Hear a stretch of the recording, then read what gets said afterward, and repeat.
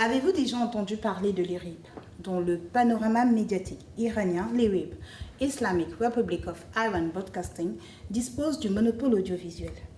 Il s'agit de la seule organisation du pays autorisée à diffuser du contenu télévisé radiophonique avec environ 50 canaux de diffusion. Créé en 1967, l'IRIB répond directement de l'ayatollah Ali Khamenei, le guide suprême conservateur et détenteur du pouvoir depuis 35 ans. C'est un véritable outil de propagande du régime. L'IRIB et son consortium de médias n'offrent que des programmes qui reflètent la pensée politique et sociale de l'ayatollah. Depuis septembre 2021, Peyman Gebeli est directeur de l'IRIB. C'est l'ayatollah Khamenei qui l'a directement nommé par décret. Cette prérogative du guide suprême est inscrite dans la constitution iranienne de 1979. L'article 175 prévoit en effet que le chef de la radio et de la télévision de la République islamique d'Iran soit nommé par le guide suprême. Le contenu éditorial est quant à lui contrôlé par un conseil de surveillance. 2 représentants des pouvoirs législatifs, exécutifs et judiciaires sont également nommés par l'ayatollah. Les 28 chaînes de l'IRIB ne peuvent donc pas contourner la censure. Pour comprendre concrètement la surveillance imposée par l'État, nous avons contacté un ancien journaliste qui a travaillé à l'IRIB et qui souhaite rester anonyme. En fait, heureusement, j'étais pas en politique quand j'étais journaliste. J'étais un jeune journaliste. J'étais dans l'agriculture. J'avais pas beaucoup de problèmes, sauf parfois avec les acteurs, les actrices. Par exemple, on pouvait pas faire des interviews avec tout le monde. Il y avait par exemple, parmi les artistes qui étaient des gens qui étaient un peu contre. On pouvait pas les interviewer, on ne pouvait pas les passer à la télévision. Enfin, avant qu'on diffuse, il y a quelqu'un qui contrôle, le rédacteur en chef qui contrôle, qui regarde, avant la diffusion, avant de passer à l'antenne. Les journalistes qui travaillent à l'IRIB ont donc des consignes claires. En 2019, l'un des présentateurs, Ali Rezvani, interviewe Ruhollah Azam, journaliste iranien dissident, extradé d'Irak quelques jours plus tôt.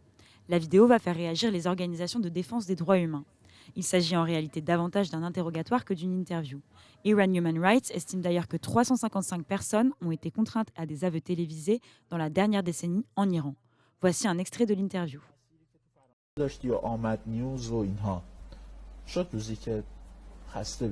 Le premier homme sur la vidéo, Ali Rezvani, est accoutumé à ce genre d'exercice, tandis que le deuxième, Ruhollah Azam, est visiblement épuisé sur l'extrait. Il sera exécuté 2 mois plus tard. En le poussant à faire des aveux publics, les autorités tentent de légitimer son exécution. Mais l'IRIB est-elle réellement crédible auprès de l'opinion publique ? Nous avons donc voulu comprendre la place qu'occupe l'IRIB dans le paysage médiatique iranien. Pour cela, nous avons posé nos questions à Armin Arefi, grand reporter au Point, spécialiste des questions internationales et ancien correspondant en Iran. Donc voilà, on a 6 chaînes. La grande différence tout de même avec la France étant que c'est des chaînes qui donc diffusent le souhait de l'État et donc d'une certaine manière la propagande de la République islamique d'Iran, c'est-à-dire du régime. Il n'y a pas de journalistes indépendants sur cette chaîne, bien au contraire.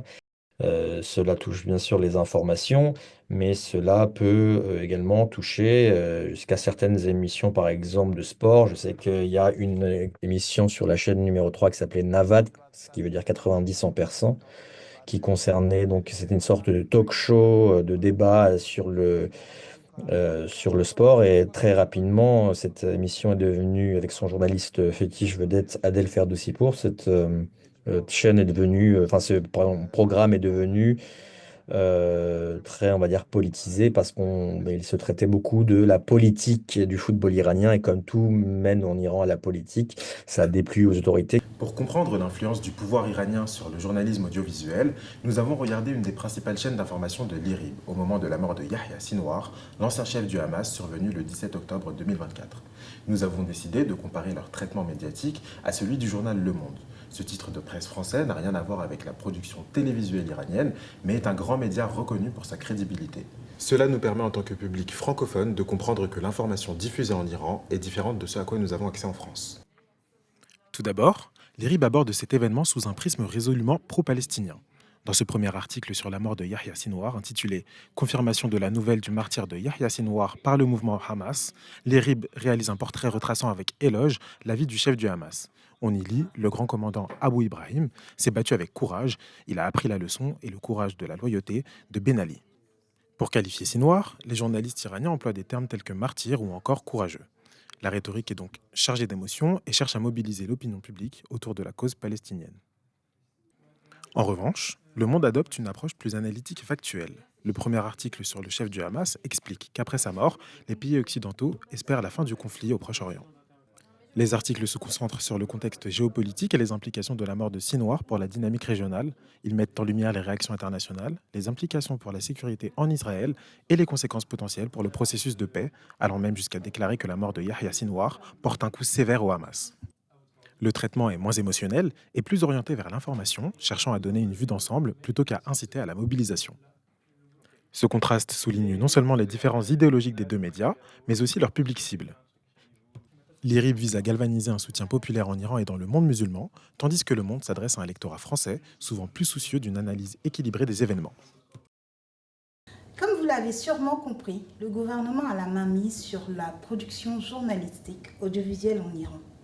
En 176e position dans le classement de la liberté de la presse, établi par Reporters sans frontières, l'Iran est un très mauvais élève.